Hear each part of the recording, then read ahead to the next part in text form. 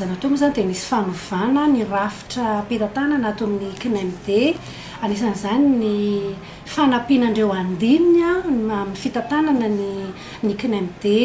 Dia anisan'ny fanampianana atao anatin'izany zany ny fanomezana lalana ny centre CNMD amin'ny fanaovana ilay atao hoe homologation de diplôme miaraka amin'ireo fampianarana privé. Izany nefa tsy hoe tanteraka dieny izao akory fa tsy maintsy mbola mametraka ihany koa izay rafitra mifanandrify amin'izay zany ny centre CNMD vao afaka miantso an'ireo fampianarana privé hiditra amin'izay ilay resaka homologation ana diplôme izay. Dia ny faharoa manarakarak'izay ihany koa dia manao ezaka zany ny centre amin'ny fananganana an'ireo ilay hoe centre régional. Ny tanjona moa dia hoe any amin'ny 22 région zany samy hisy an'izay fampianarana mozika mpanjakana izay.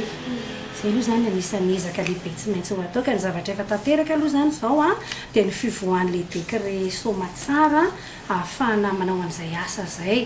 Teo aloha moa tsina dia saika ohatran'ny hoe centralisé teto Antananarivo foana ilay fampianarana, fa manomboka izao zany dia hitatra mandeha makany amin'ny faritra izy io hatrany amin'ny faritany rehetrarehetra any mba ahafahan'ilay taranaka malagasy zany mianatra an'ilay mozika sy dia ara-dalàna tsara manara-penitra hozy izy ilay fomba fitenenana.